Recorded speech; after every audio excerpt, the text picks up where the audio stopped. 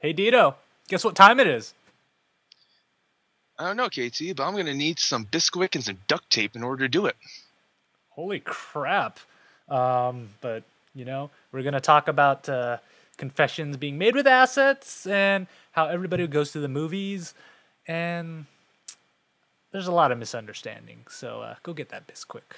All that more coming up.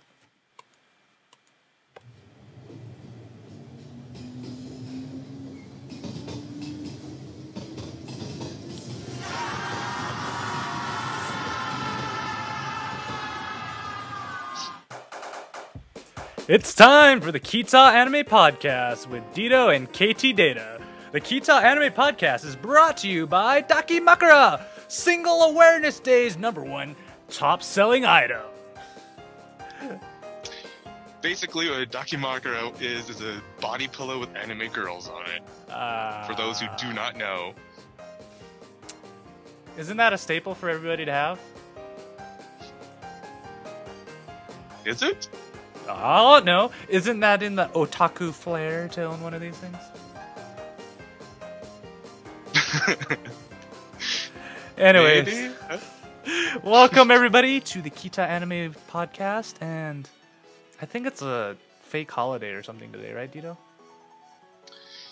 Something like that. Something like that? Yeah. Oh, whatever. Something like that. If you guys know, let us know. But, welcome to the Ktdata Anime Podcast, and you're watching an episode 3 of our second season. You don't know what we're doing. We watch some animes. We make fun of them. We talk about them. And boy, do we have a lot to talk about. So let's just jump into our first one because we don't want to be here for 2 hours. Oh, yeah.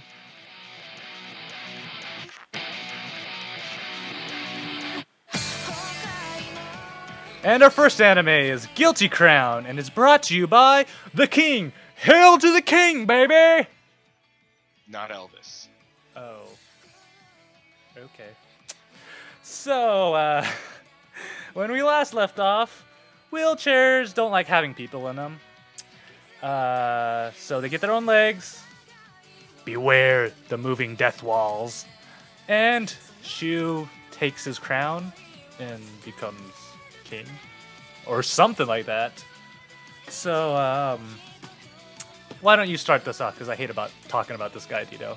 I'm not even lying. I hate talking about this guy at all. Thank you, because for everyone who's actually been following the show with us and has got accustomed to Yahiro, really probably wants to punch this kid in the face, because that's where I'm sitting right now. I really just loathe this character because he is like the epitome of what the priest would be in the court with the king.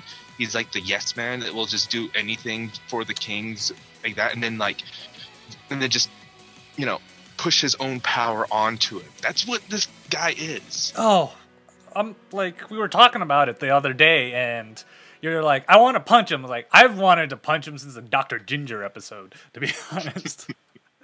Well, here's the reason why. Because in the end of the episode, they talked about this void ranking system to Shu that everyone would be categorized between ranks A and F, depending on how strong their void is.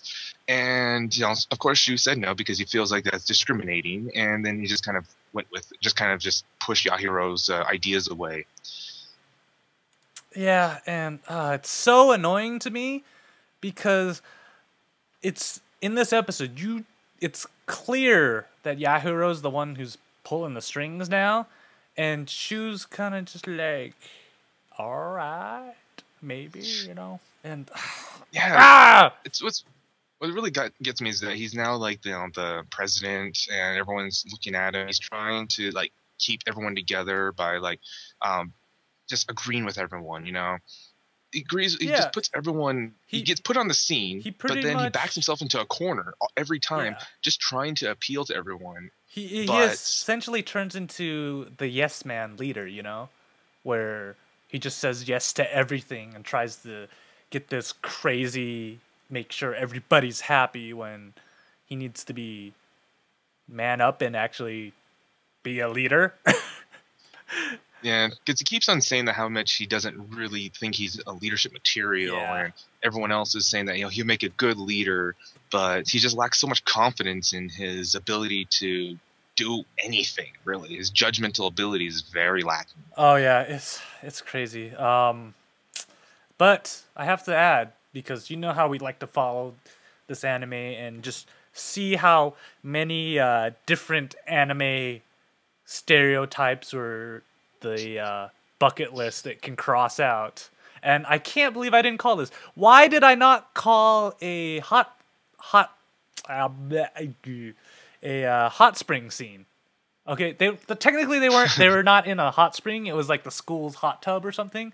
But still, why didn't I call this along with the magical girl? Well, because it's already happened once.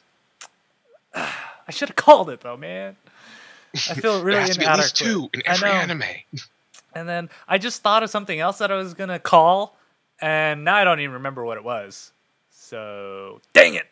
Anyways, Hopefully, it'll come back to you, and then we can call it before the next episodes come out, and we can be psychic once again. yeah. But like I said, that was the most random thing because it was like the second scene they show in the whole thing has nothing to do with the rest of the episode, really. Other than that, Actually, no, it does. Well, It sets it up. It sets it up for the rest of this part of this episode itself because of Hare. yeah, You but know, they I'll didn't just have leave to it at that for do right it. now. They don't have to do it in a hot tub, though. That's the thing. Well, in certain aspects, they kind of say women bare their skins in the hot tub is what I think is said in another anime before, and it kind of follows true for the rest. But anyways, let's Where get in the back to world how are much you we getting this advice from, Dito? I'm going to leave that to the Fifth Amendment or to. Oh, you know. But Anyways, I want to talk about how much I still hate Yahiro because, we've encountered a problem in the school where they're getting low on the vaccines. So that means that Shu obviously needs to get his first because if he gets sick, it means they can't defend themselves against the red line is what they're calling the death wall. yeah, And you know what I'm so wondering is, I bet you like Shu's already immune to it, so they're just wasting vaccine on him.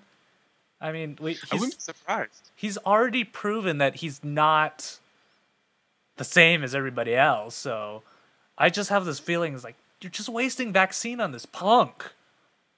No, I'm pretty sure it's Yahiro. Like everything about like this manipulation that he's doing is just so, excuse me, aggravating to me because the first thing is just like we must secure yours first, and then he's like, why should I get special treatment? Yeah, So from here he's just getting pushed more into his void ranking system again. Oh, I remember what I was gonna call. I was gonna call that all the like lower ranked people are going to end up like Yahiro. They're gonna like gang up on Yahiro and like tie him up or something. He's gonna, he's gonna get upserted because they find out he's hoarding vaccine. That's what I was gonna say. Like I just have this feeling that's what he's doing is he's hoarding vaccine somewhere for some I'm not sure it's odd more reason. of hoarding the vaccine than it is just being that one that wants power, because he seems like that kind of character that just craves the power. Yeah. Who was that Disney character that's always craved power from the king? It was in Aladdin, Jafar. Jafar, yeah. I hope he cracks. He kind of reminds me of him. Like I really hope Yahiro cracks in the end, because I think that would be the most awesome breakdown ever, though. Oh yeah, I would find it ironic if his own void kills him. But anyways, take a note, everybody. Dito call it. I call it right now. Yahiro's gonna kill himself with his own void. I'm calling this now. Yeah, but yeah, so Shu's all into this. I'm trying to make everybody happy mode, and he goes back into his emo. I'm gonna go hide in that random abandoned warehouse that has a computer in it for some odd reason that everybody just seems to be cool about. And no one knows about. Well, everybody knows about it, but they're like, "Oh, it's just his spot." Yeah, it's his happy place or something. But yeah, and then so Hari goes over there and let's say tries to cheer him up, boost her morale using her assets. Yes, And part of her assets, she finally stops and admits her feelings to him.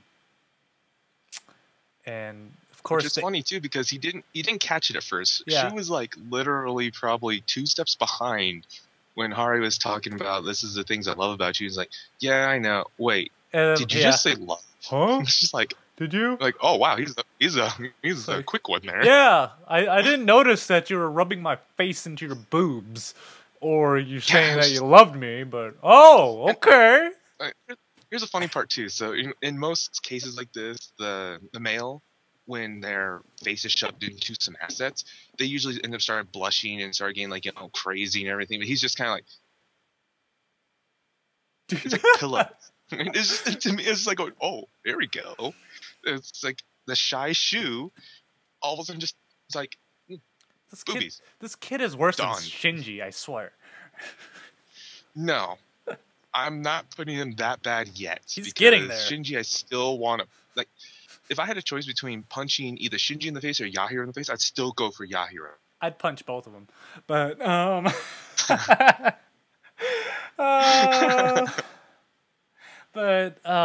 so after that they kind of get, Shu's an idiot and he throws away top secret files in just a normal garbage bin, and some of the lower ranked ones kind of find this list, and they come up to Shu and they go, "Can you pull out our void so we can practice and be helpful?"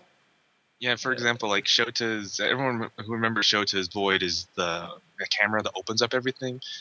He's been placed down to like kitchen duty, opening cans, like food cans with his void. So it's just like.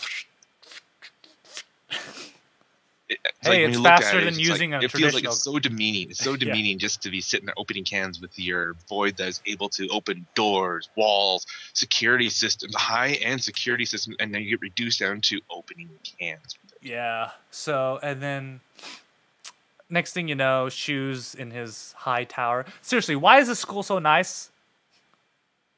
I still don't understand that, and why have we never seen a teacher in this said school?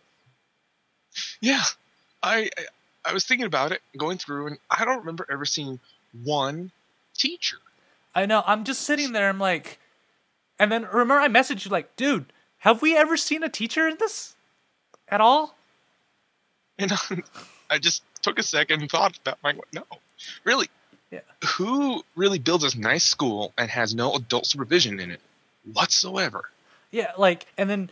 Because it would make sense since the kids are congregating there. Why wouldn't the teachers, if they live nearby? And most of every anime we watch, you see the teacher walking home, so they got to live nearby. But nothing. It's the weirdest thing. But so you see all those lower level voids. They run off in a group, and Shu's in his tower, and he sees them running off, and he's like, "Oh, Smeg, did I really do that?" And this. Well, it was also because that one of his I don't know what to call them, but one of them spotted him and just like, "Did you give authorization to let them run around voids?" And he's just kind of like, "Come again?" And then he gets filled in that Shota and a small group of people are going to run to one of the nearby hospitals, try to get the vaccine from it. That was their original plan. Yeah, and that doesn't have trap written all over it, right? Of course it doesn't. Yeah. Should I just start calling you Shota right now? Please don't. So, please.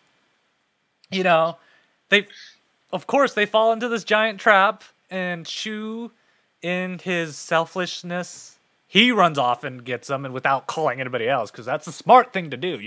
He can pull out voids, can't pull out his own void, of course, but let's just run off unarmed. That makes sense, and try to save them. So we see the shadow group that's been hiding and set up the trap just open fire on these kids, and they all start panicking. And Oh, they spread like wildfire. It's just yeah. Oh, I forgot. Shu doesn't go alone. He goes with Hare, I think. Right? Or yeah. Hare's in the group. All right. Yeah, it was just no, it Yeah. was Hare and Yahiro. Yeah. I don't think Yahiro was there. No, he was. He was. Oh, he was a driver. It was Hare, Yahiro, and Inari. Actually, it was those three with him. Huh. Yes. Okay. This. Yeah. So they all go, and so one of the guys. Yeah.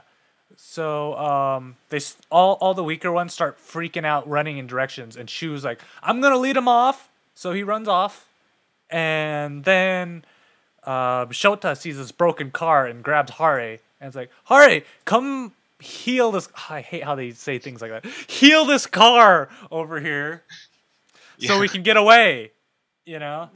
And the crazy guy that's always in those robots sees them and just opens fire on this car and explodes. And then Shu sees it, and he just like runs and does his. Apparently, Shu's good at doing this, but he jumps into the explosion, grabs Hare, and gets her out of harm's way, type of thing. You know, in the blast radius. I swear he's done this before for Inari and stuff too. Yeah, he's a natural. He's a natural of getting into explosions and pulling people out. Yeah. So after that, Shu's hurt pretty bad because he kind of protected Hare mostly, and he got his trash kicked. Yeah, he it looks like he was dead, and Hare wasn't that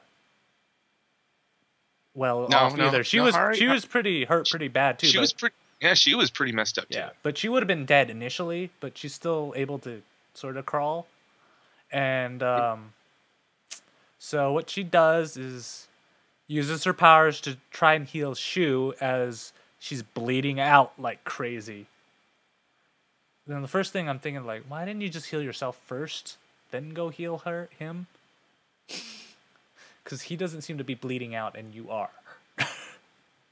Well, I looked at it this way is because she's already basically confessed to him, saying how much that like she would just be there because she understands him, and I could see why she would try to sacrifice herself and like a selfless sacrifice, mind you, to try to make sure that Shu is alive and well with very little consequence to herself. But in the end, we see one of the choppers that spots her and just opens fire on her, but manages to miss her completely. But of all the things to hit like breaks her void, like just shoots the bandage. Of all the things you can possibly shoot at the target, like this big, you shoot something this big. Yeah, it's like, come on, you're qualified to fly a helicopter and you can't hit a target that's not moving. It's sad.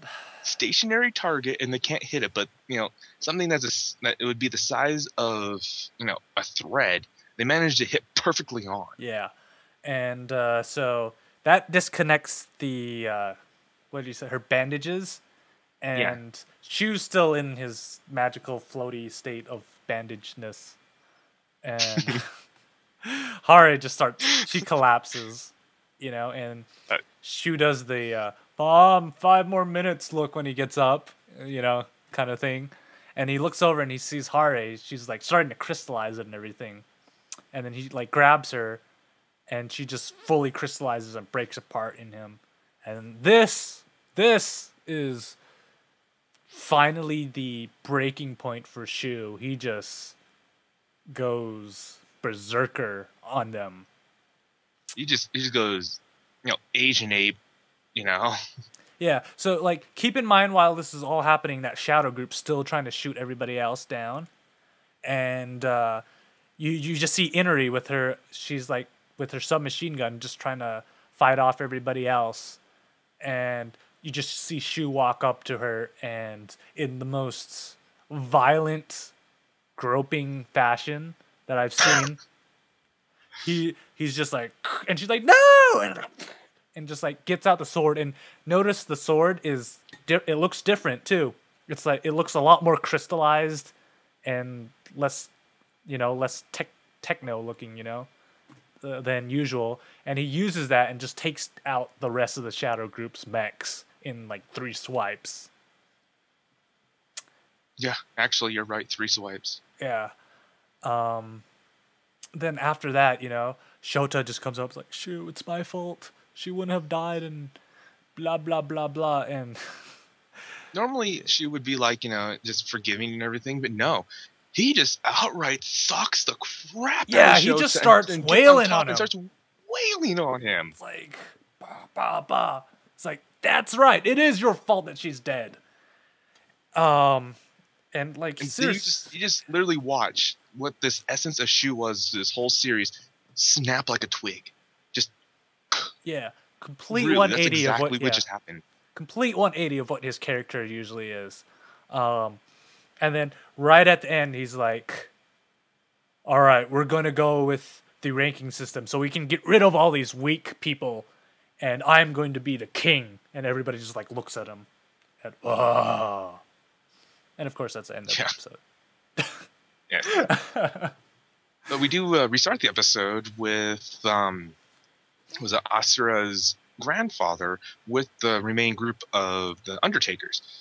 Yeah, the big guy and the requesting little them dude. to pull her out because there's like a political political marriage taking place to where they can negotiate trying to get them out of Japan. Getting the group out of Japan. And like, but he has to literally marry off his granddaughter in order for this to happen. Yeah. Oh, the joys of being Asian. Dito, when are you gonna get married off?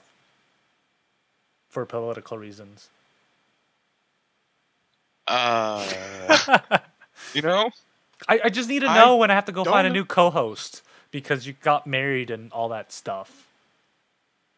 Well, then I wouldn't be celebrating Single Awareness Day, that's for sure.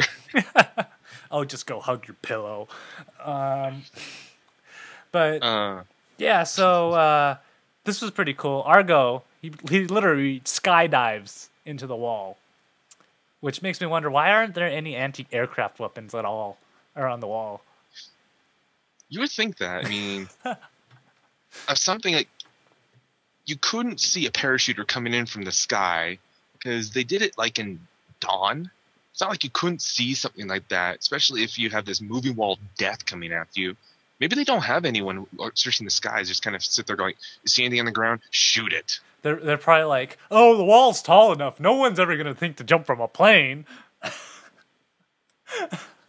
Because remember, it just got taller. That's when what they who want to get into this death trap? Let alone get out this death trap. Yeah, so Argo, he jumps in, and then the big guy's like, "I'll meet you at the rendezvous point later." And he jumps 36 hours. Yeah, which was kind of random. I'm like, okay. 36 hours it is. Done.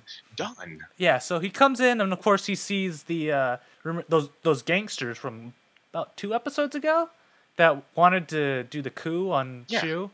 They're just wailing on these guys who have some vaccine that they found out in a truck or something. Yeah, I just want to say this too. One of them, the one that basically Shu took his void out and hit the other one who had the gun. I just want to say his void made me laugh the hardest because it looked like just 2 nutsacks. Just no, really. I just saw that. I'm just going like, wow, he's hitting them with his nutsack. Oh, perfect for Valentine's Day, right? Yeah, exactly. But it's I guess because they say the void reflects the heart, so I guess he's the dick. Yeah, pretty much.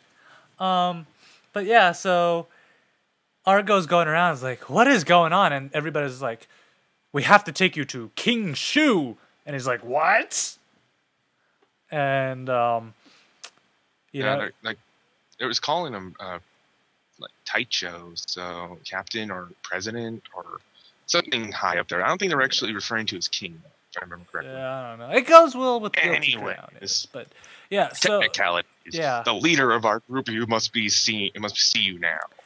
They take him there, and they kind of Shota apparently, you see him. So what they're doing with the low level ones is to earn their vaccine, they have to go do dangerous things like dive underwater and recover more vaccine in like an upturned ship.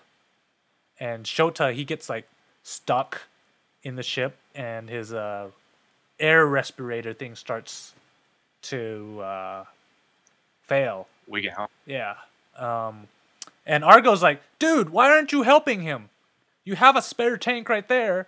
And they're like, we can't waste our supplies on low level voids. So he jumps in and hooks it up so Shota can get out. And then Shu's like, you can either join me, Argo, or I can kill you right now. And he has like a, what are those, scythes? A scythe void right at his neck. And yeah. Argo's like, you can kill me right now. But you can see Shu in the back of the line. He doesn't want to kill anybody. So they end up imprisoning him. And as he's walking away, he sees Inori right there. And pretty much, Argo just talks to Inori. He's like, so you're Shu's bitch now, huh? And she's like, it was my own choice to do this. Which I thought that was like this super tense moment. Then he's stuck in jail. Yeah. And this made me laugh too, because of, like, I don't know how they construct these jails. I guess out of the classrooms or something. But why not? It's a super nice school. Why don't they have a brig? They turned this like super nice school into a very much looking prison camp very fast. Yeah, and then this is where it kind of gets a little weird, because it cuts to a scene where Eyebrows like he kind of has everything laid out in a grid with like chalk or. You can physically see a grid on the ground, and he picks up the ring from I don't even know how long ago. That the one guy like 5 episodes. Yeah, that the one guy tried to use to marry the general. Yeah, to marry Inori, which was weird. And he's just like, they're collecting the pieces slowly, and after that it cuts to. What is he now? He's the dictator of Japan, or the leader of Japan? I don't know what the hell he is. Yeah, he's in charge of Japan now, essentially. And Shu's mom is there, and I just don't understand what's going on now with Shu's mom. Because she used to be, like, against all this, and now she's working with them, and they didn't use her in that comedic face that they had her in like the first episode we see her in at all anymore. She's like this stone cold, emotionless person now, and I'm like, dude, what? Yeah, I'm trying to figure out exactly. It's like maybe that like headgear or something on her is like controlling her. Yeah, or whatnot. But she doesn't seem like it though. At the same time, it's like she is going along with their shenanigans. But the thing that I find the worst of everything is just that once like they meet up with Argo meets up with Shu and all the fun stuff, and this is the thing that he's kept on saying because he's such a leech, you know.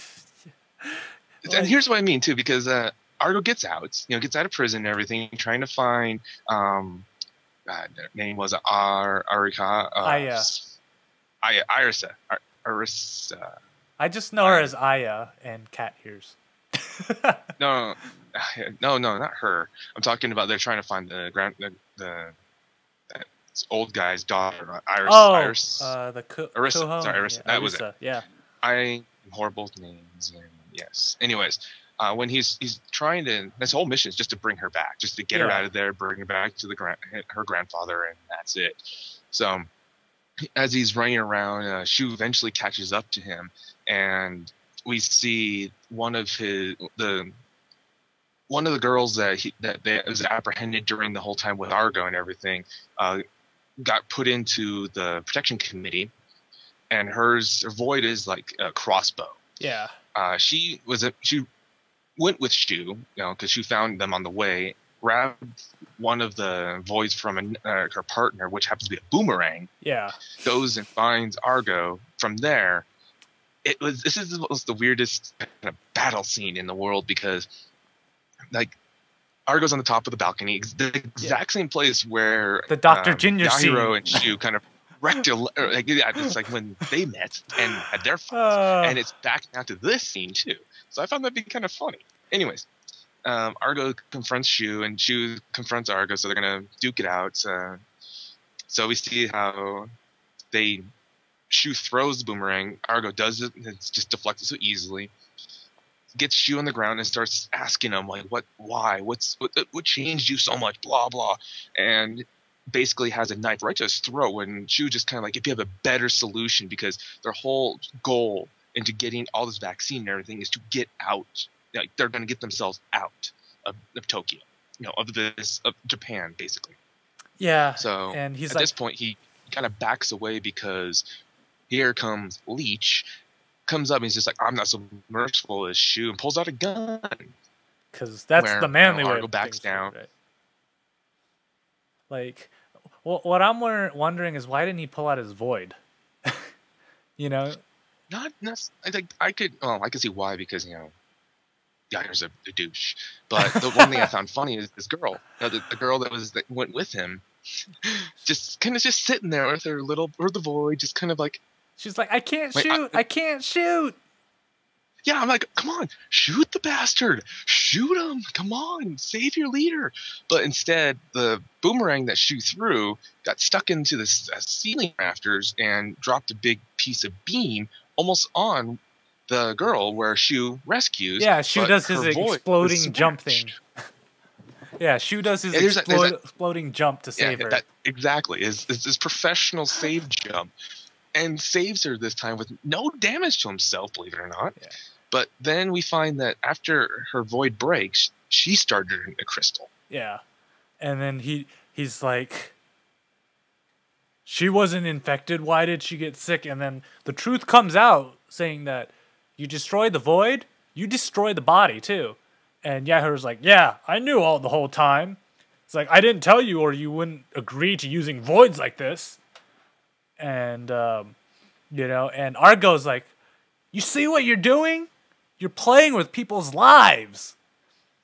And this is where it's coming down to where Shu just kind of looks at Argo and is just like, you're right. And he pulls out his void and just sits there and looks at him going, I can end his life just by breaking this. And he just has like this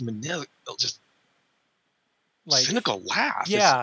It's something that you wouldn't expect this character to do, but he's just like became such a tyrant. Yeah, because you see him, that's where he realizes that how much power he actually has over every single person in the school right now. And he just like, I have the power and I can do good or bad with this. And Yahiro's over there in the corner going like, yeah. I'm like, I want to punch you. I wouldn't be surprised, like, after all this, I wouldn't be surprised if Yahiro's actually still with the, eyebrows and all them. He's like manipulating the system to where it works in their favor. I wouldn't be surprised. And see what happens. During this whole time, we see Arisa. She runs away out of her room, and she's trying to let people outside the wall, or all the kids know, let everybody know, like, the truth behind the voids. And you just see Inori show up behind her, and then the next thing you see is blood splatter. Yeah, the mirror break, blood splatters, like going, what the hell just happened? Yeah, I want to know. Did she just die? Yeah, because we know that Inori has this like deep, deep dark side, and she'll kill without even thinking twice about it. Oh yeah. So what makes me wonder the most too is that Arisa's void was probably like the most valued of them next to Hare's, because Hare can heal and Arisa's is a shield basically. Yeah. So having those two would make you almost invincible. Yeah. Possible to beat. And then it cuts back to Shu's mom and everything, and this is actually no. First it goes to Arisa's grandfather, and of course they didn't get her out in time. And the guy who was arranging the marriage with Arisa's grandfather, he's like, you failed me this time, but I'm gonna give you one warning. You should leave Japan. Things are happening. And you just see this ocean full of... the Pacific looks trouble brewing. Yeah. Whatever, how they ever want to put it. And it looks like almost every nation outside of Japan has their naval fleet coming upon them. And then it cuts off to the whatever is president dude guy, and he's like, "It's time," and then all of a sudden you see them looking at this pool, and it looks like you see guys cross, and somebody wearing it come out of the pool. So could it be Guy who comes back? Yeah. But Well, no. Next episode. yeah. But I like this anime. I really do, and I'm excited to see what happens next. You know, There's so many plot twists in this, and so much that you would expect from like stereotypes, or Yeah. not stereotypes, but there's so much cliche in this anime that you see where it's going. I mean, once they are in the bath scene, I was like, something is going to happen to Hari, and as soon as the confession happens, like, oh, there's something going to happen to her, Yeah. and then she dies. I'm going, called it. yeah, You know, I see these things happening. You know, I see it as it's unfolding, but at the same time too, it's not disappointing. yeah. Like I've been enjoying it. That's the thing. Speaking of things I'm enjoying, I also enjoy our next anime.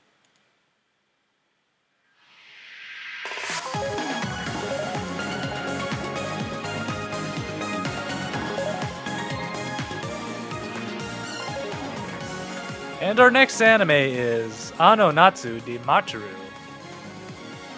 Brought to you by the Men in Black, cause here comes the Men in Black. Galaxy Defenders! Are you excited that they're actually going to make a Men in Black 3? Not really. I am, but that's neither here nor there. So Dito, let's catch up on where we last left off. All right. Last time we find that in rivers near the school and everything have no fish, so you shouldn't be fishing in them. Imagination can leave you in very awkward situations, and don't trust anyone that gives you anything called dynamite drink. Dynamites! So Dito discovered this, and why don't you tell everybody? Because I kind of like I like her other name. Yeah, we came across a character that was called Lemon, and I made a comment last episode saying that who in the hell names their kid Lemon? Where apparently one of our fan subgroups was actually said lemon in the translation, but I went and researched this a little, and it's actually Remen. It's spelled R-E-M-O-N. It's kind of like it, just lemon with an R. But yeah, I confirmed this with Anime News Network. So. But I still like it as lemon. But then again, you got to realize in Japanese, R and L are the exact same sound. So it probably made sense as a translator before they saw any text. Yeah. But you know,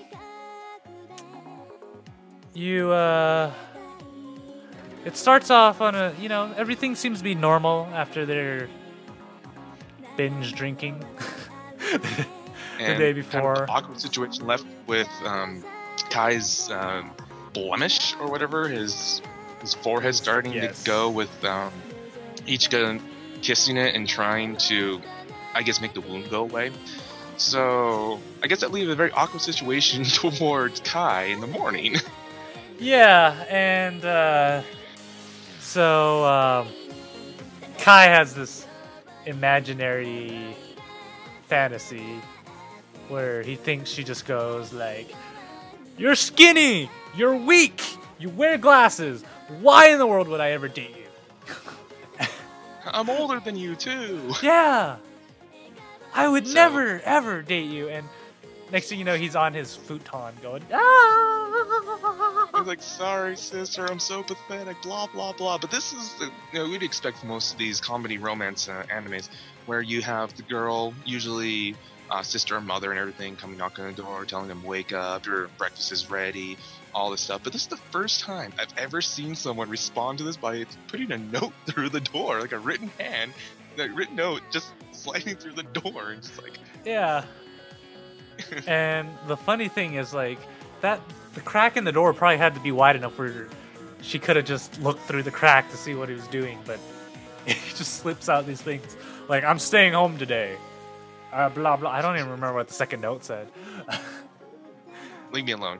It's like, I don't want to talk about it. Yeah. And she's going like, did I do something?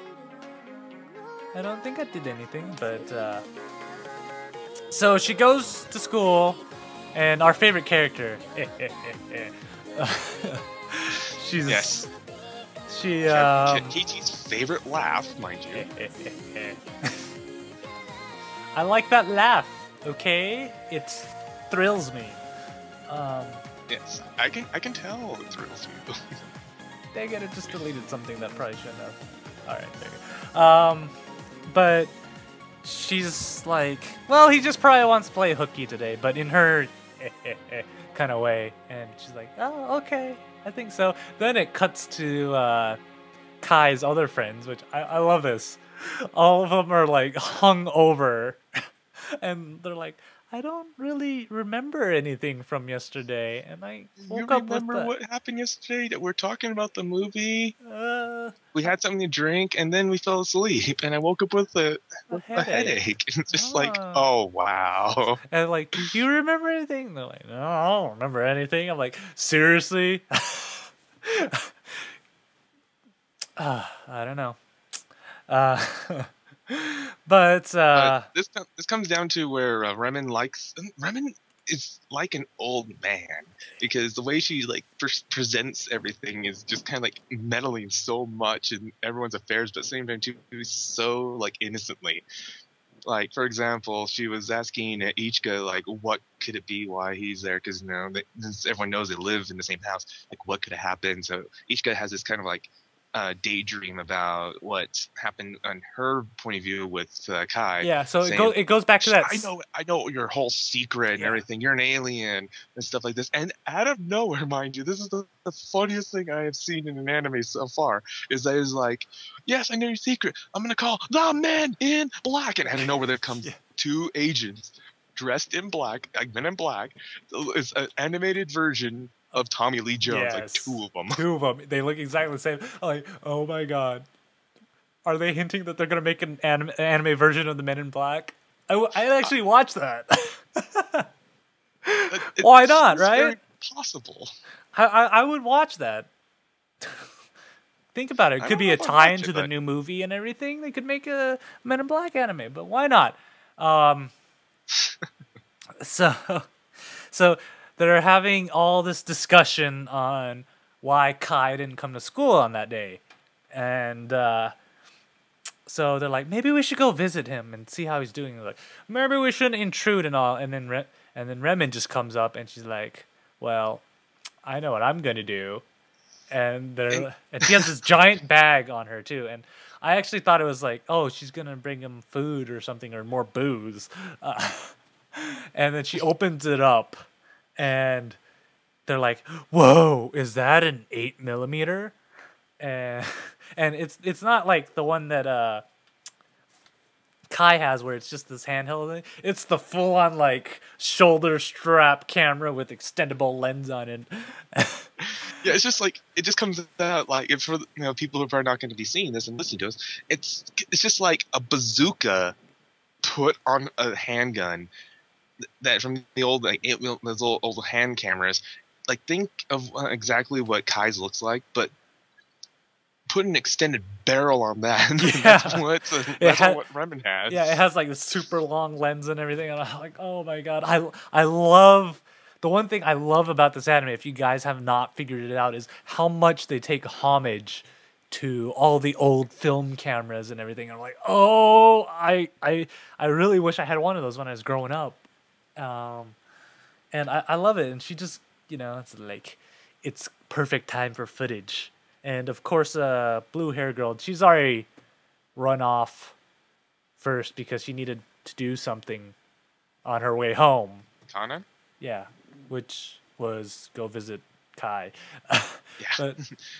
But the fun, the greatest part too is like they're just discussing like, oh, where is she going? And then you have Tetsu or. Yeah, as you want to say, Tetsuro. Tetsuo! Yeah, it's like you have him just sitting there going like, I know where she's going, and Mio is just like, what do you mean? And then Remen comes out of nowhere and then pulls out the 8mm and starts discussing it and basically license those two to come with him. You know. I love how clueless all of them are. Seriously, I just seriously love how clueless all of them are. But and then it cuts off to Kai. He's making ramen, and I thought this is funny because he's making the cup ramen too.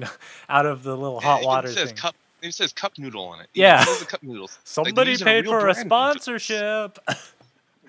And it has the little Rinnan, the little avatar character that Ichika has.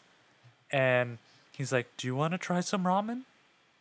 And the funny thing is they show like the whole process that it takes to make cup noodles. Because he's like putting the water, and then he hears the door. And then before he goes, you see him close the lid of the cup noodle while he gets the door. And I thought that was hilarious. Yeah, it's like not many for all the people who don't know how to really make a cup of noodles, like the cup of noodles. It tells you it's a step-by-step process just by watching that segment. I know. I'm tempted just to take that clip out and post it. How to make ramen. Exactly. See how many people actually come and watch that. But what I find funny now is that we have come across three things that have all similar names. We have Renan, Ramen, and Remen. Oh, Dito. Can you say that 5 times fast? I don't want to try. But yeah, so then Kai's like, and what's her face? Why do I not remember blue hair girl's name? Canon. She shows up and Kana, sorry, Kana, not Kenan, Kana. Kana. Kana. Anyways, she shows up and she's like, "Oh, I just wanted to see how you're feeling." I was like, "Oh yeah, I'm feeling a little better. I slept." It's like, "Okay, let's be honest. I just wanted to play hooky." And then he's like, "Why don't you come in?" And then all of a sudden he goes into one of his crazy fantasies where he sees Ichika come in. It's like, "You just confessed to me last night. Why are you why with another girl? Yeah, why are you with another girl already?" Type thing. And it's like, "Oh, never mind. How about we go to the shop? I haven't been there in a while. Give me a second to change." So we see them running off to the district, and then Remen and the gang, I'm just gonna call them the gang, are like at the end of the fence and just see them walking off. And Remen's like, "Let's follow him. Come on, Snake." And then Tensuro is like, "Snake?" And then just kind of cuts the next scene. I'm like, wow. Like, what are they trying to do here? It's like they have already posted so much, like, what would be considered copyright from other shows, and they're just okay with this. Yeah. And then have some really good licensing and really good fingers in people's sandwiches to get this stuff put in their show. Yeah. And then you see them riding on the train, and you see Ichika walking home and using her bionic vision, because I swear everybody has bionic vision on here. She sees Kana and Kai just on the train, because going by, and she's like, "Where are they going?" And she just has this crazy fantasy again where, "Oh no, she's an alien!" And our favorite Agent J just pops up again in the background. They're both there. They're both there, and then she just starts saying, "Help us, men in black!" And I'm like, "Oh god, there's a second one." Oh, I really hope they're making an anime of that. Well, it doesn't even stop there, too. Yeah. I'll explain later. And then so it cuts into some B-roll of them shopping, and I think this was hilarious, is because it just cuts to where Kai seems to be filming, and apparently he likes to film girls and their assets. And, the others, the assets are. Yeah. I'm gonna just stop there. And then Kana catches them, or like puts her hand over the camera and everything, and then they cut to this ocean, view, I guess. I swear you just get the perfect scenery for everything. Yeah, And of course. they're like, she's like, "Oh, did you scout a good location yet?" And he's like, "Yeah, I think so." And kind of goes into the traditional, I'm blushing. Oh, I'm gonna confess to him and everything. And Dito tell everybody what happens right then. Like the moment Kana is really, excuse me. At the moment she's about to just to go and like grab his shoulder and just kind of like do the whole confession thing. Here comes Remen with her bazooka pointing Yeah. right at him. She's just like squatting right in front of him. Yeah, and it's that whole like. I literally was to say this because there's probably someone out there who's gonna like well quote me or correct me on this too, but in their whole moe position, just right in front, legs together, and just like that perfect position where most people just kind of go, if you have a Lolita fetish, mind you, just be like, that is a very awkward position.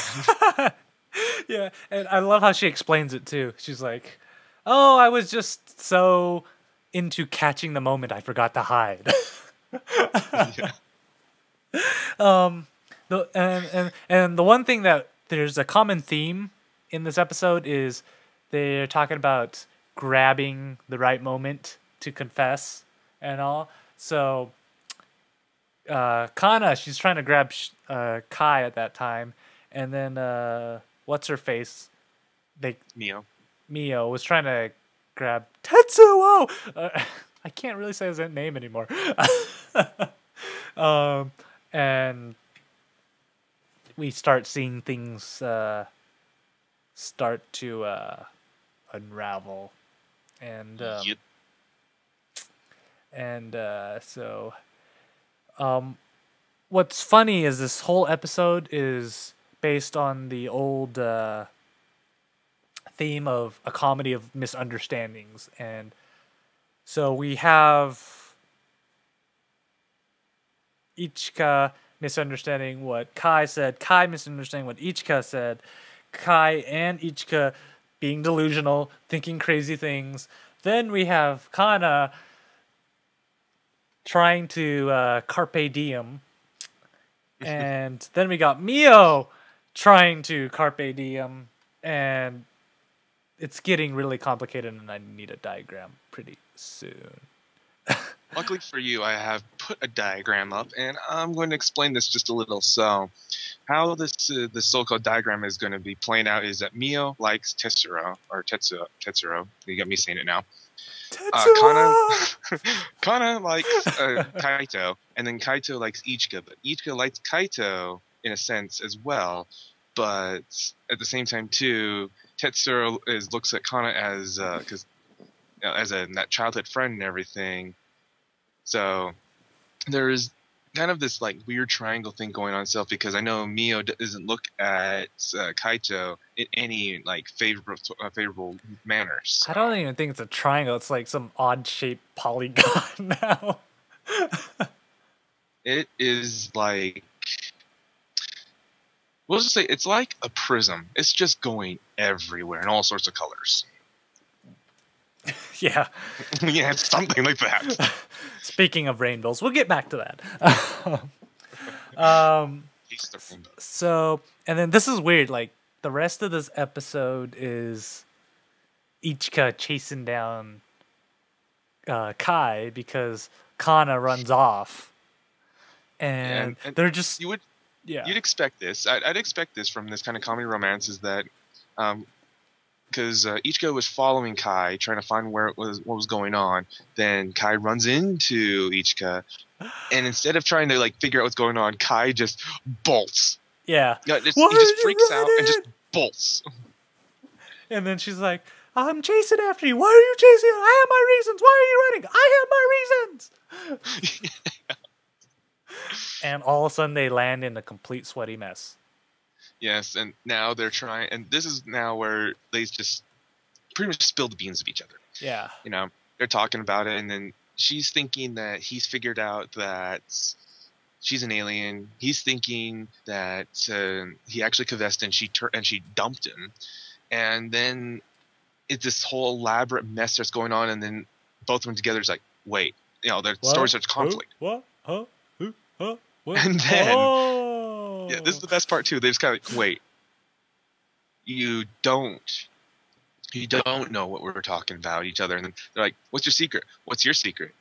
You gotta tell me first. No, you gotta tell me. And it's just kind of like this whole mess just goes shallow again. So now they're at like equal points again, not knowing what each other were talking about to begin with. Yeah, and then they're like, and then Kai's like, oh, I haven't eaten all day. So yeah, so then they're on the train platform. The train's there, ready to leave, and Ichika is mentioned. Well, sorry, the train was coming up. Yeah, my bad. And then Kai's filming her. Ichika kind of mentions back on our last topic itself. Who dumped you? He's just like, oh, there's no worries. No one dumped me actually. And he's just like, who did you trying to confess to? And he starts like naming off like Mio. He's like, no, that is Kana. And he's just like, no. And he's like, was it me? And he just kind of like, just. And he stops filming. That's right when he stops filming too. Yeah. And she's like, that's when Ichika just kind of like just sits there and goes, oh, crap. And she's the like, train comes by. Just does that like soldier turn and march. Yeah, just gets on the train and the train passes by. Yeah, so it comes down to saying guessing at sometimes can leave a very awkward situation to where you'll miss your train. Yeah. I'm glad here in Utah we drive everywhere, Tito. Or walk, sprint, bike, moped. This is Utah. Skateboard in the back of a truck. That's Back to the Future. And downtown. Yeah. So that's all weird. And then I like to call this next episode the awkward episode. Because everything is awkward. It's the next day, and Ichika's she's preparing breakfast and everything, and she's talking to herself, going like, oh, I'll be normal. Then it cuts to Kai, and he's like, oh, let's pretend to be normal. And then he walks into the kitchen. He's like, oh, hi. Beautiful weather, right? Yeah. And then she's like, yeah, and so I forgot what he says. He just like rambles on. Like you would normally find someone who you obviously left an awkward situation with, and you're trying to make small talk with them, but failing in every given point. So you're just kind of like, how about the Mets? You know, one of those kind of things. Yeah, he says something, and then it cuts to Rinon just dancing around Ichika's feet, and she just drops this knife and goes, and it misses Rinon by a hair. It's like, ah! And that's what I'm just looking and going, and that's what you get for standing there. That was awkward. And more to come with that, though. Yeah. So they end up at school, and Ichika's it's self-study time, and she's writing something down, and Renan just comes by, and she says, "What's up with you, huh?" And then the worst part is that she's just kind of like snaps her pencil, and she's just like clicking it back, and then he just like Remen just comes up to like basically right next to her ear, just like Kaito snap, Kaito snap, Kaito snap, Kaito snap. I'm just like, oh man. Oh, I love that. That's it. What it reminds me of, like those Family Guy episodes where Peter just gets injured and he goes this is like the anime equivalent of that, and I love it. Like Remen just loves to mess with Ichika. That's what I'm just determined that she just loves to mess with everybody, but specifically Ichika. And then like, what's funny? And then all of a sudden it cuts to Kaito just sitting on a bench somewhere, and he's like daydreaming, and he imagines that Ichika comes by and he's like, "Oh, I'm sorry about yesterday." And then all of a sudden Ichika's like, "No, in reality, I was just taken back by it, and in reality, I feel the same way about you." And then he hugs her, and then snap back into reality, and he finds himself hugging Tetsuo. Yeah, so at this point, he was good. He was hugging him for a good 20, 30 seconds where he was he's just chilling there, just going, he's like, And he's like, "Sorry, dude." and this is, no, he's like one of your cool friends that where in your delusion, he's just sitting there going like, I'll wait. And then when he snaps to, he like, Kaito just freaks out, pushes him down, and he's sitting there going like, and he's like, that should be my reaction. Yeah, it was like, "Sorry, dude, I don't swing that way." Just says it coolly. It's like, Yeah. "Here's your lunch from Ichika." And this, so remember that diagram Dito tried to explain to us before? Now, replace all the names with person A and person B, and person A, what should person A be? And it cuts between both Kaito and Tetsuo. Seriously, I can't say his real name now. And Remen and Ichika, and they're talking about the same thing, both sides right there. And this is a theme that goes on for the rest of it. And then eventually we'll introduce person C into the whole mix. And this is like, what? Yeah, it's like they mention how person C is basically digging their own grave. Yeah. So if a freight train is going north at 88 miles per hour and one's going south at 25 miles per hour, when are they going to meet and at what speed? It's kind of like that as you're watching it. Yeah. And the funny thing is, like, I never noticed this, but Kaito's glasses, have you noticed they like go into this sunglass mode thing? And I was like, I kind of want glasses like that where, bing, while he's... Yeah, like the glare on him just like whites out your eyes, so it looks like sunglasses. Yeah, and then as we're all trying to figure out this A, B, C, D, W, Y, Z thing, Kaito's walking home, and all of a sudden this convertible stops by with this chick in there, and she's like, "Hey, Kaito, are you thinking about a woman? Is it me?" Basically, because he was coming across like in his daydream state, explaining, not really daydream, but he was just talking to himself, trying to like assess the situation and everything, and obviously he's talking about having like female problem where this, like, what he looks over and is like, Minami-san, is just like they know each other. Yeah, like they really know each other. Familiar, just kind of like, really familiar with her. Yeah, so she's just basically just says, "You want to come shopping with me?" I'm like, "Do I have a choice?" And he's like, "No." Yeah. So there he goes. And then as he's driving away, Ichika's walking home, and she sees him driving by. It's like, who is he with, and why is he with an older woman? Because she like does what happened to Shu in Guilty Crown, the boob and face type thing. Yes, but this is where it gets funny too, because Ichika's already kind of confused with the whole situation and everything. So, and then she just goes completely jealous girlfriend type. Yeah. Completely jealous girlfriend type. And like before, Rina didn't listen to what was going on before when she was trying to track down Kaito, because like, I'm just gonna call it because I'm not sure if it's a male or female yet, but it was asleep because of the ramen. Food coma. Yes, and this time, like, she basically threatens it by saying, "You remember what happened last time?" And looks over and sees the knife still in the floor, Yeah. and just kind of like freaks out and like, just appears. Ichigo just like grabs it and just like death holds teleport. So they're chasing after her, and then you see Kai and what's her name, Manami. Manami. Sorry. Yeah, they Manami. go, they go do the shopping thing, and this is exactly how I look when I have to go shopping with someone. Carrying the bags. Do I have to really be here? And it's funny because she drags him in.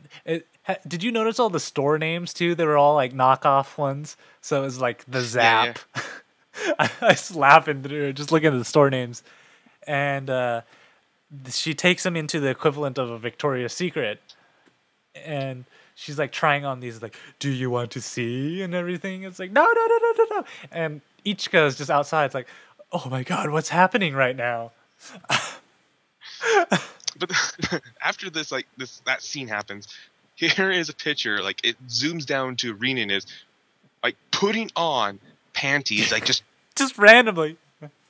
yeah. I'm just like I was laughing so hard. I'm like that was an unnecessary but hilarious scene. Yeah. Then she drives both of them back to her place. I say that in quotes. Not quite. Not yet. Not yet.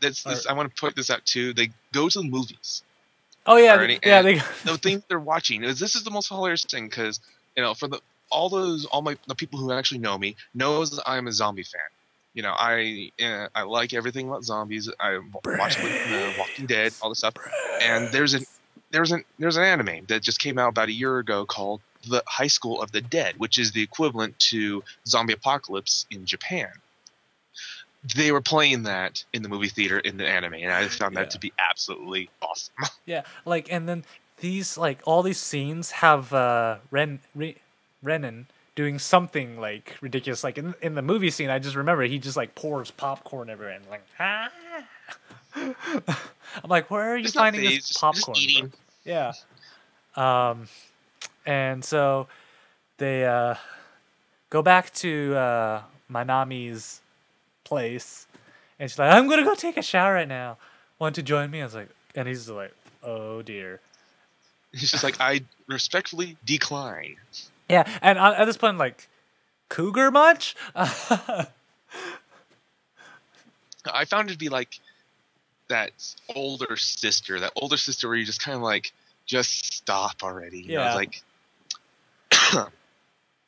but after this, he sits down, he puts all the stuff down, sits down on the couch, and then all of a sudden, out of nowhere, he's just like, "I'm not gonna explain this to Ichika," and then Ichika just over his head. Explain what to me? And it's like, and he just looks back, like going, "It's literally that you see that, oh crap look."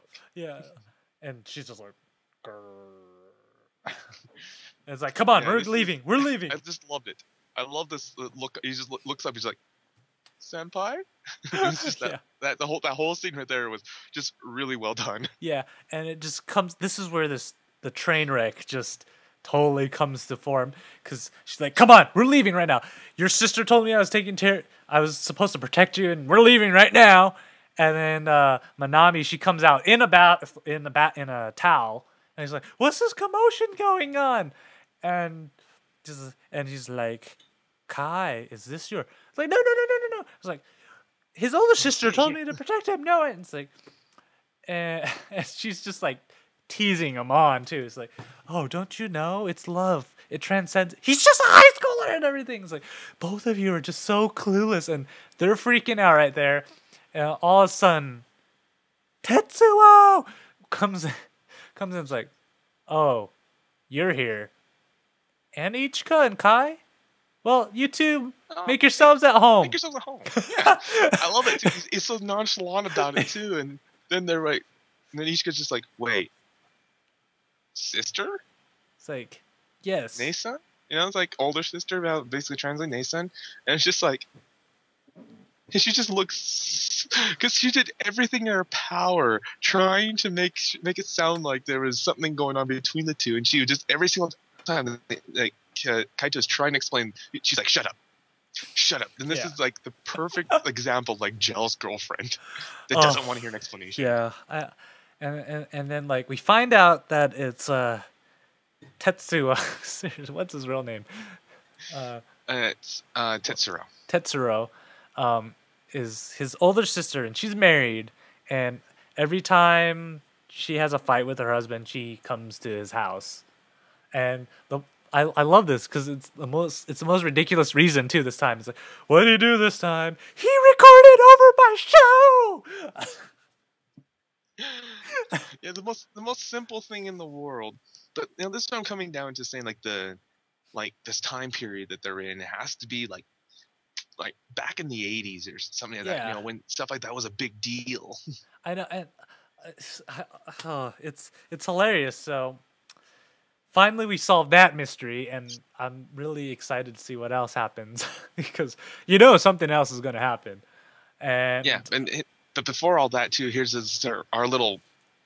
It's like I find it to be a little fun because at this point, so Isha is trying to apologize, trying to make up for himself, and you know, uh, Kaito just says like, well, first off, I should point this out too that Ichika says I'll do anything for you, and the first thing I'm Anything. thinking about like my daydream. Where is it? Come on, let's see. I know, like, Then where is this First daydream? thing he says, first thing he says like, I'm bad at studying, teach me. And then she just goes into complete please teacher mode. I know. I was like, oh my god, I love this anime just because the creator, he makes no qualms what his other two successful animes were, and he's fully like going in and saying, "Here you go, fans. Here's another tidbit from all the other animes that you loved, and I'm sticking it in. This is for you."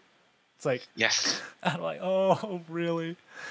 And then this is like weird because I've just noticed that this anime, like, it has weird pacing because for the next like minute and a half, it's just full on scenes, B-roll scenes too. It's not like you hear that much dialogue of Ichika trying to get Kai studying and all this crazy stuff, And like, so would you say it goes about like 2 minutes on that, and the only time you actually hear dialogue is halfway through their, at their desk, and she comes in, it's like, I have lunch right here, and it's like, but it's lunchtime. It's like, yeah, we're gonna study during lunchtime, and you see him sitting outside, and the rest of the gang, they're inside looking through the window, and everybody's like, and she sees like Kana, she's like, oh, there seems to be studying hard, and everybody else like, C is oblivious as to what's happening right now. Yeah. I love it too because it's like Mio's already basically told Tetsuro that you're going to get bit, or how'd you put it? You're going to get bit in the end. Yeah. Something like that. It's like you can get burned or bit in the end. And then Tetsuro was like making fun of Kana because she is oblivious to the fact that he's trying to help her to get with Kaito. And it's just so much like randomness there that I don't know exactly what's going to really happen because if you're familiar with the rest of the original series or the original animators and the first two animes and exactly how those kind of love triangles worked out too, I'm not seeing this. Yeah. Oh man. I'm not seeing where this is going. Don't you remember when high school was simple and there were just triangles and not Polyoctagons? Yeah. And then it cuts off. We see them taking their exams and stuff. And you just see Ichika looking through this whole thing. And you see a lot of red marks. But she seems happy about it. And I'm like, okay. You got 67%. That's still a C. Yeah. And then it just goes, and now summer has started. Yes. Now the actual filming that this is supposed to be about begins. Yeah. Next episode. So we'll have to find out what happens next. And I'm not even lying. I was laughing really, really hard during these 2 episodes. And I'm looking forward to the next one. A lot happens, and it's good pacing. But you know what doesn't have good pacing? Our next anime with Shauna.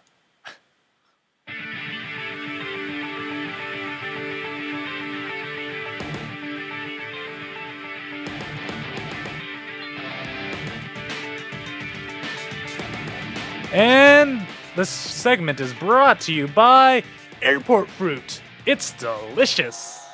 Maybe. When we last left off, the Tower of Sauron finally fell. No more eye. Shauna proposes a new plan to fight, and first class, that's how the flame hazes travel.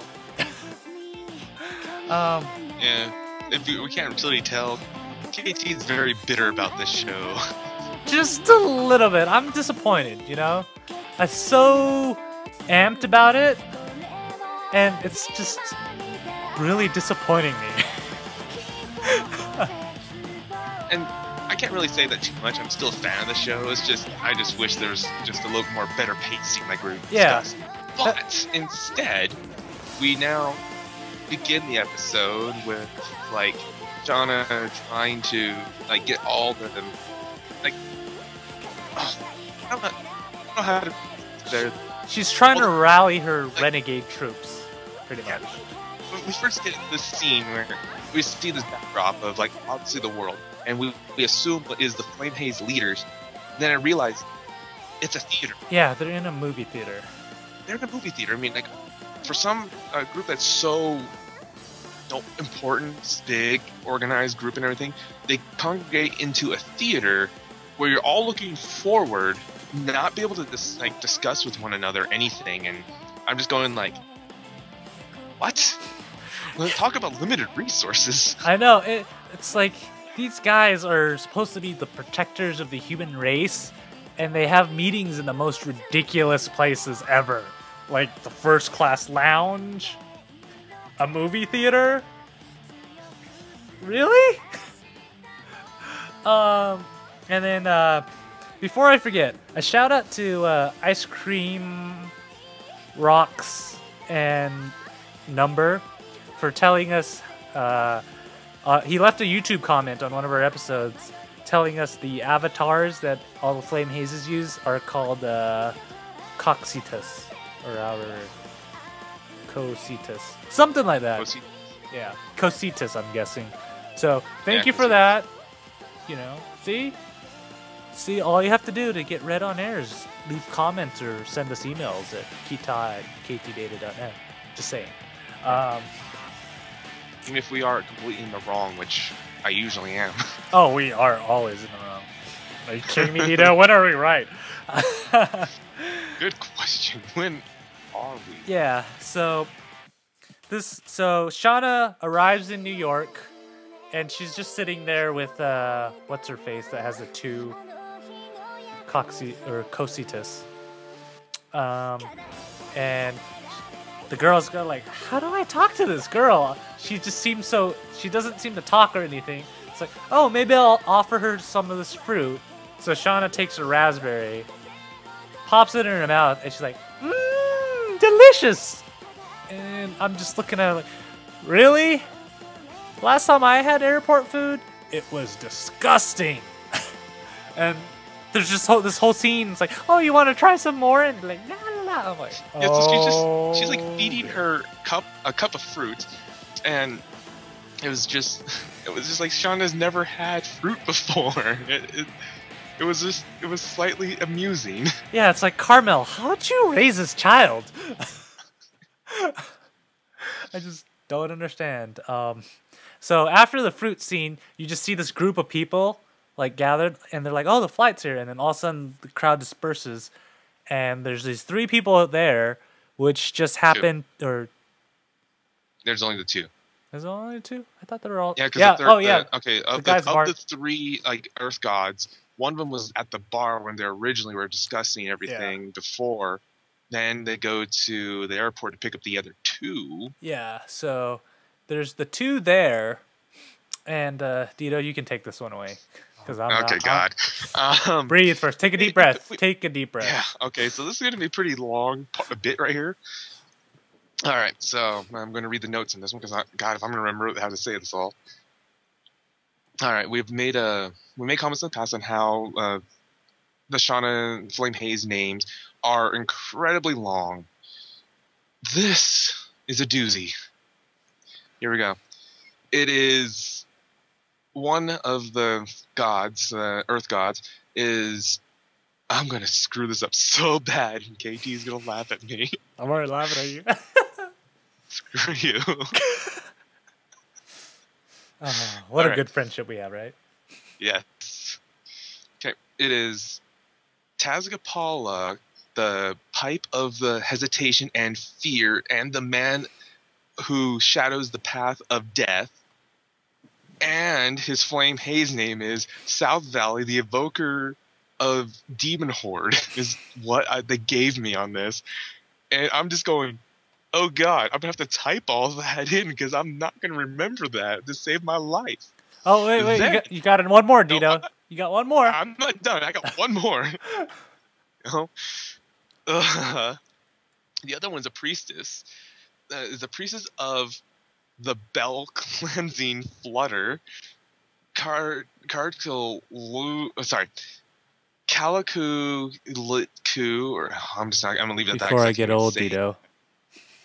Unless you could do better, save me. The one who dances before the surging sea, also known as the whirler of mighty winds, West Shore.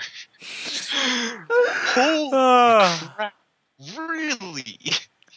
Yeah, I love that. Make fun of this at all, but this is like incredibly long and winded, even for me.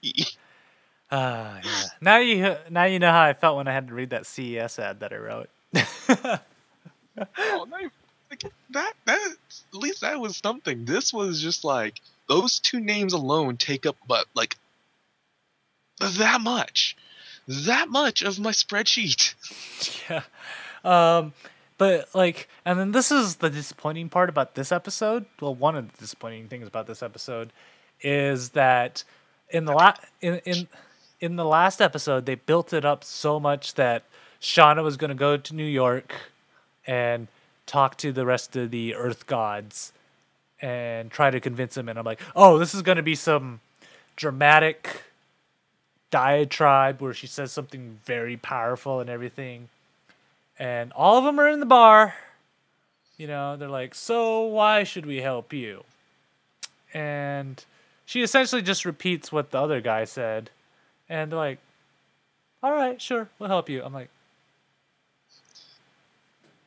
Well, the thing that made me laugh was that, to lack of a better term of his whole friggin' name, is we're gonna call him South Valley. Excuse me. It just goes like, we're not like the traditional flame hazes and everything. So he's obviously like the rebel one that just kind of does things in his own, his own cue, if you will, and wants to hear her explanation on why they should even bother trying to fight. And then this repeats what the other guy who sacrificed himself in the rain tries to tell them, and he's just kind of like, okay.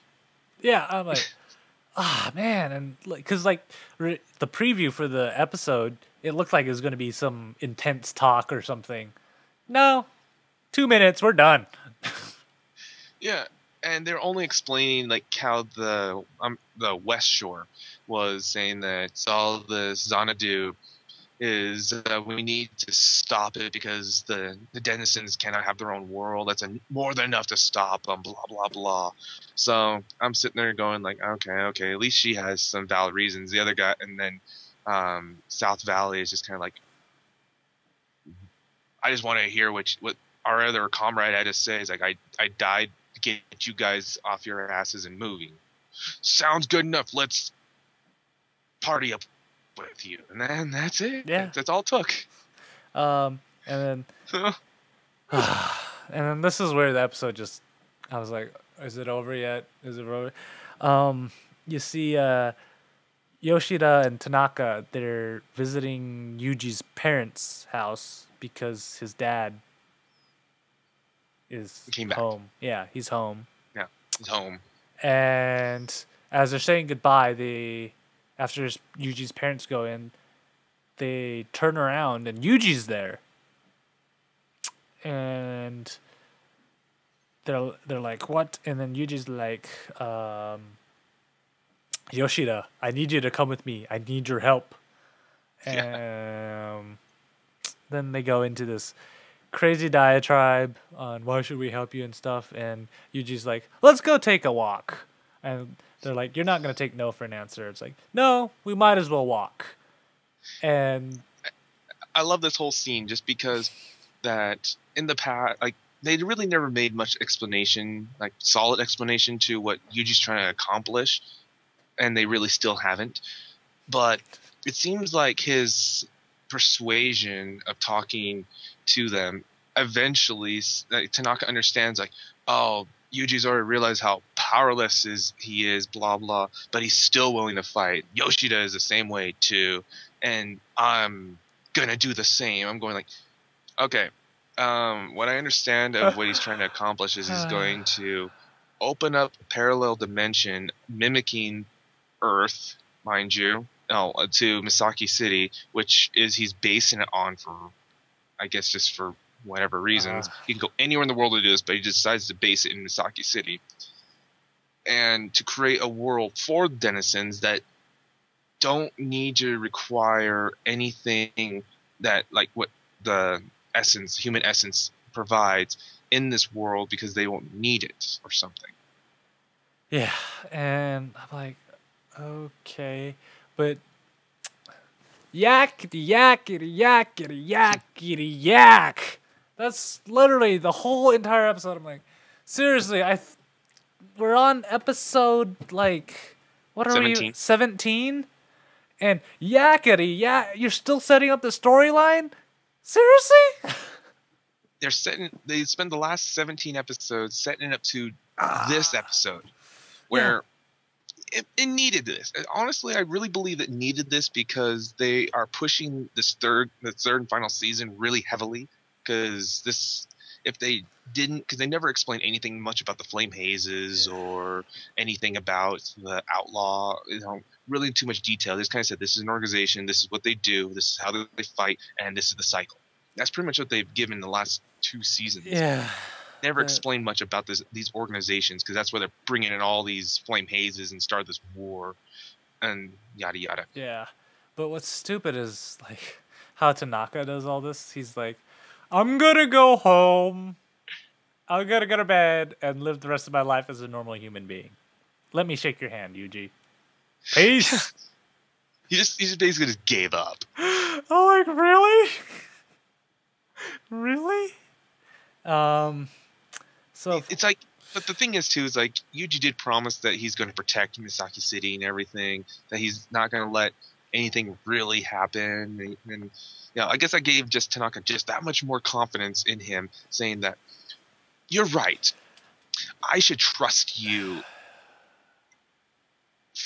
for this. I don't know how to explain his like justification on how he just outright said to Yuji, I trust you with my life. I'm going, this looks stupid. It's not that. It's that he must have some serious problems. Even if it was my best friend, he talked like that, telling me that you're gonna create a whole world for these monsters to live in by opening up a gateway and letting all the essence fly through, and you expect me to think that nothing's gonna happen? Yeah. All right, I support you. Yeah. But so episode ends off with what's her face going with Yuji, meeting the 3 generals up top, and the Shiriden just appearing above Misaki City. Yeah. And that goes into our next episode, and I don't know why they did this. I don't know why either, but it seems like that all the people just find it very odd to see a floating piece of material. How did I write this? A floating rock before. It's like they just have never seen one for some odd reason. Yeah, and they just go for like 2 whole minutes of just showing people go, huh? And then people screaming, and it's just like, alrighty, so if I was there, I'm sorry, but if I would just looked out my window, just saw a big floating rock, and be like, the hell? Yeah, that's pretty much all you needed. And then after that, the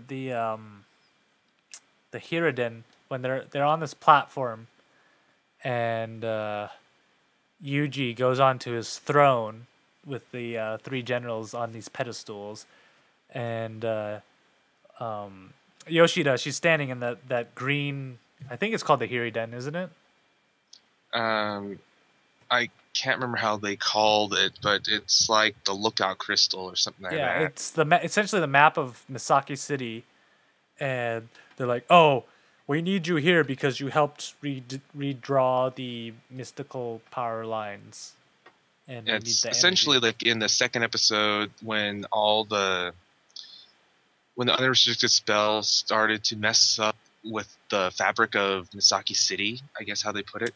They had to what's called tune it back together. Yeah. And Yoshida, who is born raised there, knows the city, so she was the one who was like the medium to tune the city, and that's why Yuji needs Yoshida, is because she knows where all these tune points is, so that they can use that as the next medium to essentially draw the essence of what Misaki City is into the large holes that they're calling it to make this mirror image of Misaki City for the denizens. Yeah.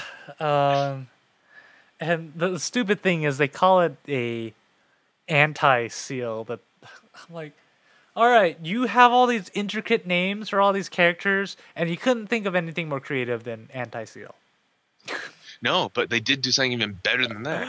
They brought back the crazy mad scientist to start up everything, and he just goes into this big, elaborate, just like blah blah blah, and then Yoshida just looks at and just gets scared of this guy in a bubble, mind you, bubble. And of all the things itself, he's just like, oh, push a button. Yeah. Boop. It was like so anticlimactic. I loved it. He just makes us say, all right, we gotta get this, and this, and then I press the button. Exactly. It was just so perfect.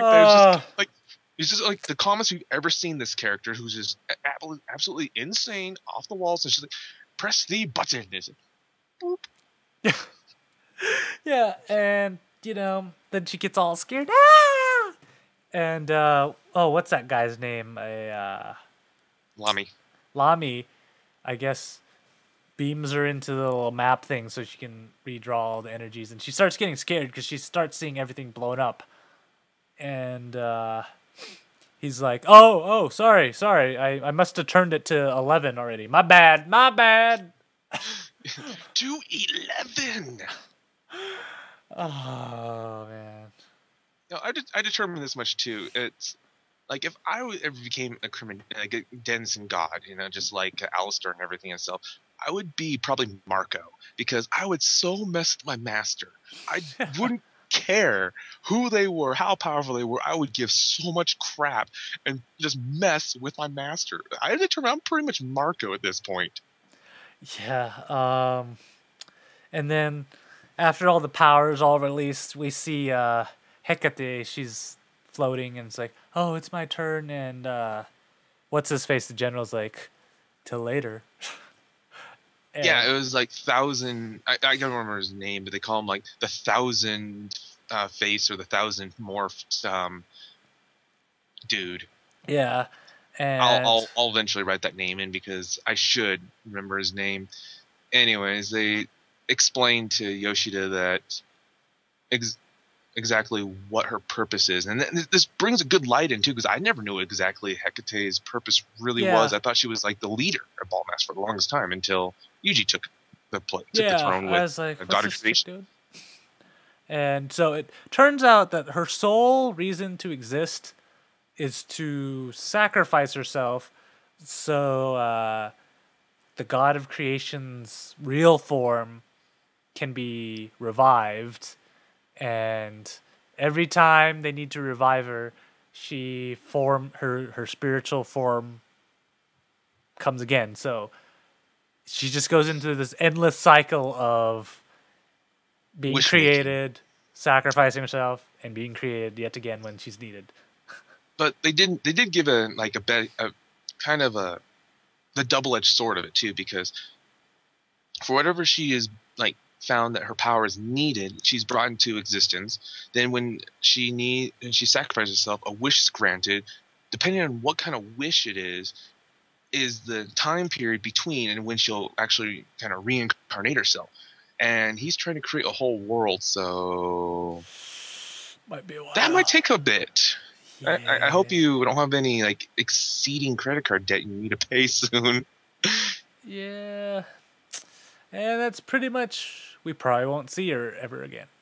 Because this is supposedly the final season of Shauna. Yes, I'm pretty sure we're never gonna see Hecate again. Yeah. So, all the Tomagara are just pretty much pilgrimaging to Misaki City now because they hear the declaration from Yuji saying, "Everybody come here so we can create this new world and everything." And so people are just coming up, and right at the end, we see the remaining 3 Earth gods just show up, and this this is awesome. The crazy guy with the super long name that Dito can try to read again, but I won't. I thought we were just gonna call him South Valley. Yeah, South Valley. He shows up, and he has like the coolest attack ever. He has these like idol things that eat up the Tomagara, and after they eat them up, they replicate, and it's like, "Eat my little ones, eat and replicate all around the world." Yeah, I just found that to be hilarious because he reminds me of like when the character, what was his name from Blaze Blue, the snake guy with the shift with like the snake eyes.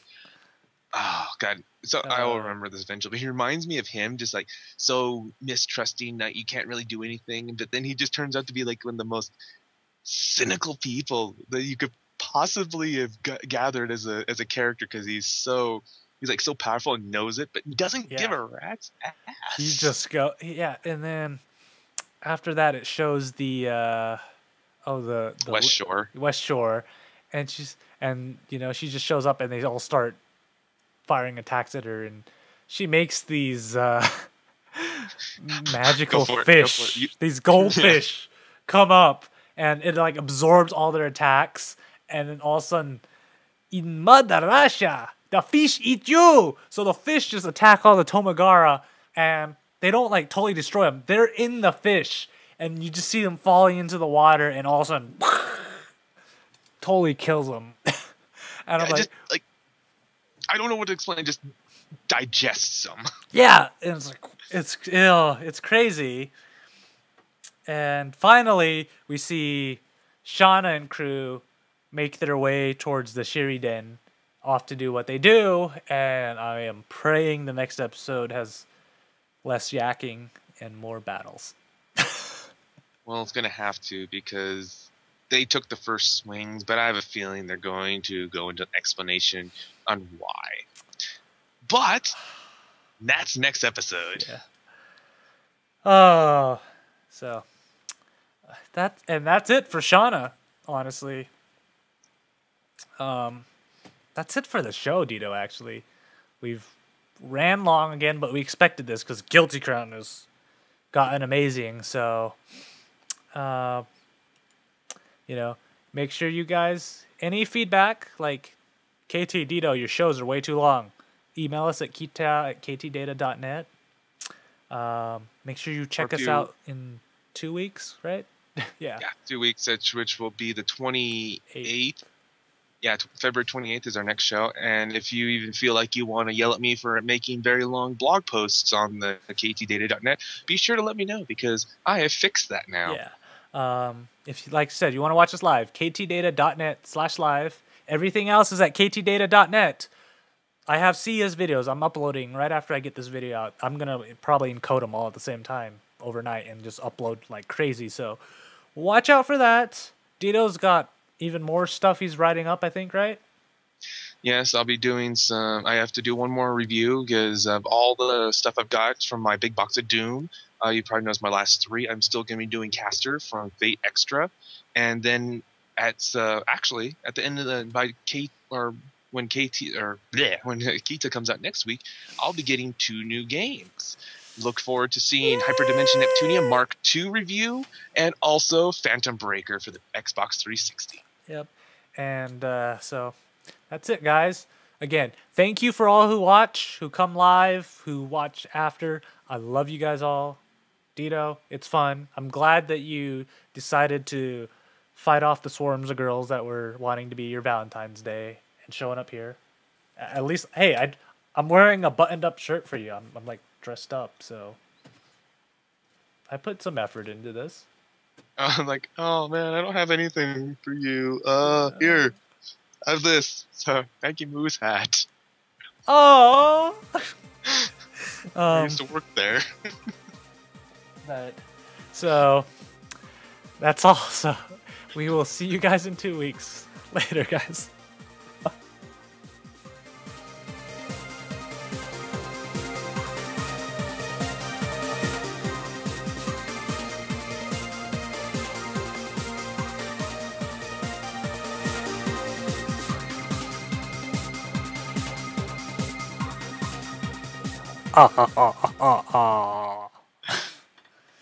Woo! I can feel the caffeine pill wearing off.